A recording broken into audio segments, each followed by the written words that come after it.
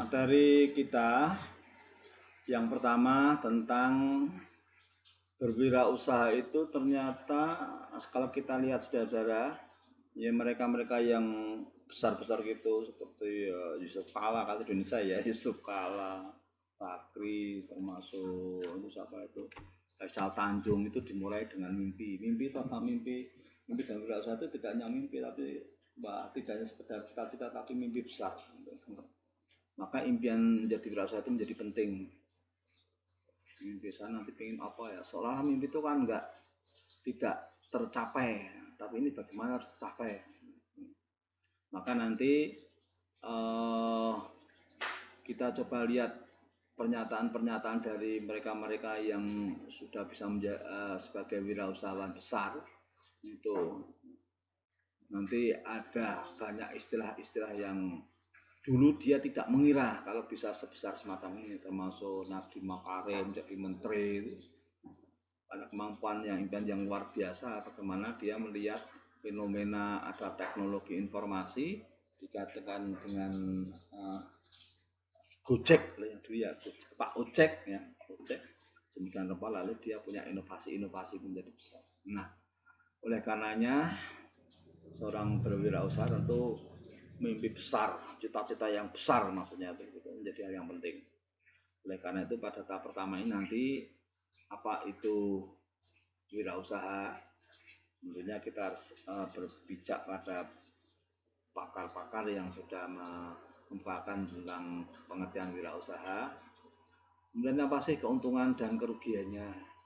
Ya tentu kalau saudara berminat di satu menjadi karyawan perusahaan atau jadi pegawai negeri, saya pikir ditambah dengan tambahan kewirausahaan juga bagus juga kalau mampu ya. Maka apa keuntungan dan kerugiannya, serta bagaimana langkah-langkah dalam berwirausaha ini, langkah-langkah awal dalam berwirausaha. Ini minggu pertama. Yang kedua, minggu kedua tentang karakter wirausaha sukses. Karakter wirausaha sukses itu seperti apa?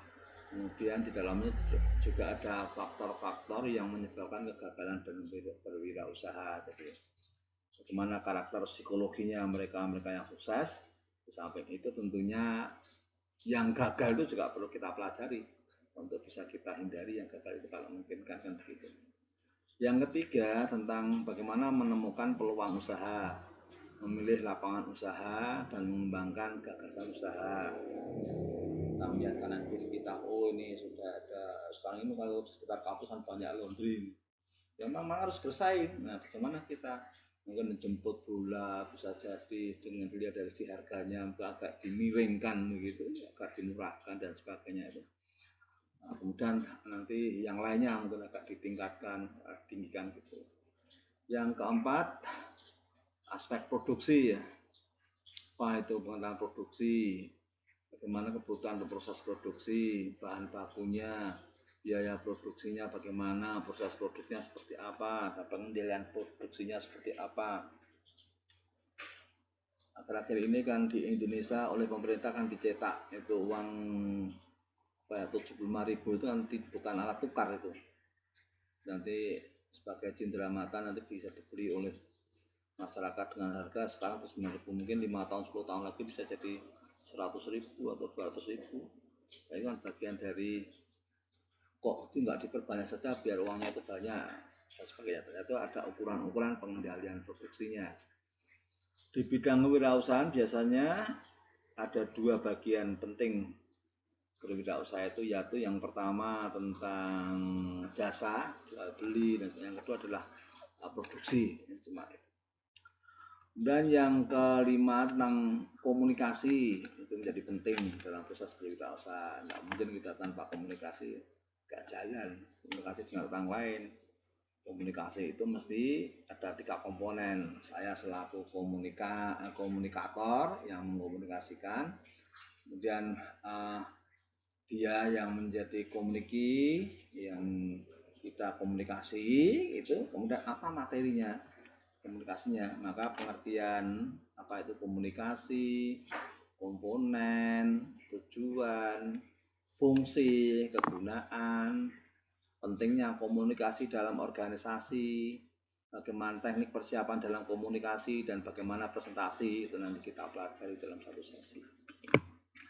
Yang keenam adalah kepemimpinan, yaitu pengertian, konsep, teori, peran, gaya, syarat, jenis pemimpin, keterampilan dasar kepemimpinan itu menjadi penting. Itu keterampilan dasar di dalam berwirausaha itu mesti ada. Nggak mungkin berwirausaha tanpa kepemimpinan itu. Maka keterampilan itu perlu kita pelajari. Yang ketujuh adalah tentang motivasi. Tidak, secara teori kita tentu sudah kenal dari semester 7 ya, teori proses motivasi kerja, keterkaitan motivasi kerja dengan kepuasan kerja, motivasi dengan peningkatan kinerja dan produktivitas. Kalau gaungkan tentunya susah. Wirausahawan itu sebelum subuh itu sudah bangun, sudah persiapan. Yang lainnya tidur, mereka itu persiapan. Ya, ini kan memang caranya harus begitu. Yang lainnya belum siap, kita sudah siap. Nanti sudah diketahui oleh orang lain, sehingga nanti bisa menjadi pengetahuan sehingga kita didatangi oleh pelanggan. Yang 8 untuk persoalan inovasi dan kreativitas dalam pengembangan produk dan jasa, itu mesti supaya kita bisa mengembangkan produk dan jasa yang unggul. Yang unggul apa? Unggul dari sisi teknologi bisa, dari sisi waktu bisa, dari sisi kualitas bisa, dari sisi jumlahnya juga sangat mungkin, dan sebagainya, kerumitan dan sebagainya, yang sederhana dan sebagainya, ini penting. Yang ke-9 adalah menyusun anggaran keuangan. Keuangan kita itu menjadi penting. Kita bedakan antara keuangan diri sendiri pribadi dengan keuangan perusahaan. Keuangan perusahaan itu harus diperhatikan betul. Tidak boleh tentunya keuangan perusahaan dipakai untuk keuangan pribadi, ya nanti habis nanti duitnya perusahaan. Barangnya tidak ada, duit tidak ada, tidak ada di piutang, sudah habis nanti. 10.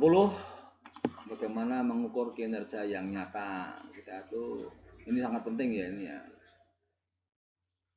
Kita bangun pagi, lalu kita sudah mulai persiapan produksi, sampai persiapan produksi sudah, lalu dijajakan, lalu dapat duit, lalu dipakai untuk mencari bahan untuk persiapan hari berikutnya dan sebagainya. Itu menjadi bagian-bagian yang perlu diukur itu semuanya, supaya ya kita ada nilai plusnya. Kalau lu rugi ya gimana? Kan nggak jadi, nanti mesti akan gagal dalam berwirausaha. Nah, yang ke-11, karena kita berada dalam dunia Islam, maka kewirausahaan Islam itu menjadi penting. Ya, kewirausahaan menjadi penting. Apa pengertiannya, bagaimana pendapat pakar tentang prinsip secara Islami, karakternya, langkah seperti apa. Yang ke-12, praktek wirausaha, menemukan peluang usaha, memilih lapangan usaha, dan mengembangkan nanti praktek sifatnya. Ke-13, praktek produksi, kebutuhan proses produksi, bahan baku, biaya produksi, proses produksi, punya seperti apa, pengendalian produksi. Dan yang terakhir, ke-14 nanti adalah proposal, karena kita berada di universitas atau di sekolah perguruan tinggi ya.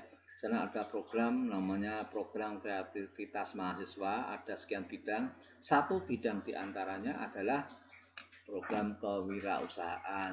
Tentunya kita juga mempelajari tentang studi kelayakan usaha, menjadi penting. Ini bagian yang kedua. Saya kira demikian untuk bagian yang kedua. Terima kasih.